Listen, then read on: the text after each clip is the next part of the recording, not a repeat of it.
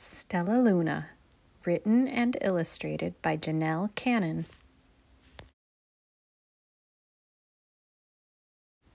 In a warm, sultry forest far, far away, there once lived a mother fruit bat and her new baby. Oh, how Mother Bat loved her soft, tiny baby. "I'll name you Stellaluna," she crooned. Each night, Mother Bat would carry Stellaluna clutched to her breast as she flew out to search for food. One night, as Mother Bat followed the heavy scent of ripe fruit, an owl spied her. On silent wings, the powerful bird swooped down upon the bats. Dodging and shrieking, Mother Bat tried to escape, but the owl struck again and again, knocking Stellaluna into the air. Her baby wings were as limp and useless as wet paper. Down, down she went, faster and faster, into the forest below. The dark, leafy tangle of branches caught Stellaluna as she fell. One twig was small enough for Stellaluna's tiny feet. Wrapping her wings about her, she clutched the thin branch, trembling with cold and fear. "Mother," Stellaluna squeaked, "where are you?" By daybreak, the baby bat could hold on no longer. Down, down again she dropped. Flump! Stellaluna landed head first in a soft, downy nest, startling the 3 baby birds who lived there. Stellaluna quickly clambered from the nest and hung out of sight below it. She listened to the babble of the 3 birds. "What was that?" cried Flap. "I don't know, but it's hanging by its feet," chirped Flitter. "Shh, here comes Mama," hissed Pip. Many, many times that day, Mama Bird flew away, always returning with food for her babies.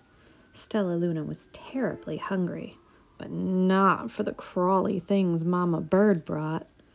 Finally, though, the little bat could bear it no longer. She climbed into the nest, closed her eyes, and opened her mouth. Plop! In dropped a big green grasshopper. Stellaluna learned to be like the birds. She stayed awake all day and slept at night. She ate bugs even though they tasted awful. Her bat ways were quickly disappearing. Except for one thing. Stellaluna still liked to sleep hanging by her feet. Once, when Mama was away, the curious baby birds decided to try it too. When Mama Bird came home, she saw 8 tiny feet gripping the edge of the nest. "Eek!" she cried. "Get back up here this instant! You're going to fall and break your necks!" The birds clambered back into the nest, but Mama Bird stopped Stellaluna. "You are teaching my children to do bad things. I will not let you back into this nest unless you promise to obey all the rules of this house." Stellaluna promised. She ate bugs without making faces. She slept in the nest at night, and she didn't hang by her feet. Stellaluna behaved as a good bird should. All the babies grew quickly. Soon the nest became crowded. Mama Bird told them it was time to learn to fly. One by one, Pip, Flitter, Flap, and Stellaluna jumped from the nest. Their wings worked. "I'm just like them," thought Stellaluna. "I can fly too." Pip, Flitter, and Flap landed gracefully on a branch. Stellaluna tried to do the same.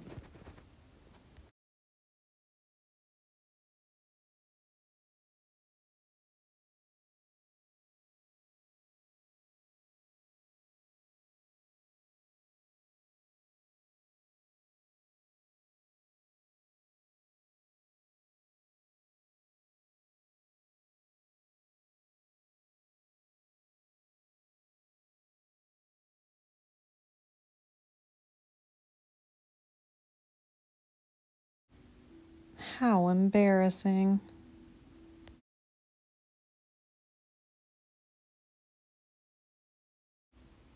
I will fly all day, Stellaluna told herself. Then no one will see how clumsy I am.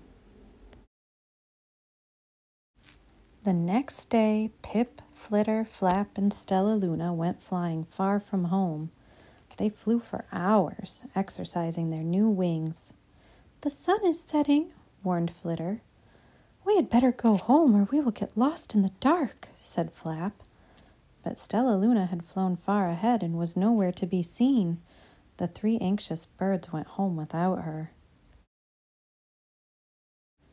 All alone, Stellaluna flew and flew until her wings ached and she dropped into a tree. "I promised not to hang by my feet," Stellaluna sighed. So she hung by her thumbs and soon fell asleep. She didn't hear the soft sound of wings coming near.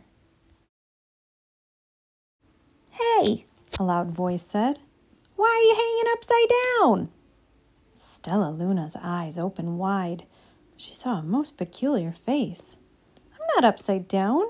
You are," Stellaluna said. "Ah, but you're a bat. Bats hang by their feet. You're hanging by your thumbs, so that makes you upside down," the creature said. "I am a bat. I am hanging by my feet. That makes me right side up." Stellaluna was confused. "Mama Bird told me I was upside down. She said I was wrong." "Wrong for a bird, maybe, but not for a bat." More bats gathered around to see the strange young bat who behaved like a bird. Stellaluna told them her story. "You ate bugs?" stuttered one. "You slept at night?" gasped another. "How very strange," they all murmured. Wait, let me look at this child." A bat pushed through the crowd. "An owl attacked you?" she asked. Sniffing Stellaluna's fur, she whispered, "You are Stellaluna. You are my baby." "You escaped the owl?" cried Stellaluna. "You survived?" "Yes," said Mother Bat as she wrapped her wings around Stellaluna. "Come with me, and I'll show you where to find the most delicious fruit. You'll never have to eat another bug as long as you live." "But it's nighttime," Stellaluna squeaked. "We can't fly in the dark or we will crash into trees." "We're bats," said Mother Bat. "We can see in darkness. Come with us." Stellaluna was afraid, but she let go of the tree and dropped into the deep blue sky. Stellaluna could see. She felt as though rays of light shone from her eyes. She was able to see everything in her path. Soon the bats found a mango tree, and Stellaluna ate as much of the fruit as she could hold. "I'll never eat another bug as long as I live," cheered Stellaluna as she stuffed herself full. "I must tell Pip, Flitter, and Flap." The next day, Stellaluna went to visit the birds. "Come with me and meet my bat family," said Stellaluna. "Okay, let's go," agreed Pip. "They hang by their feet and they fly at night and they eat the best food in the world," Stellaluna explained to the birds on the way. As the birds flew among the bats, Flap said, "I feel upside down here." So the birds hung by their feet.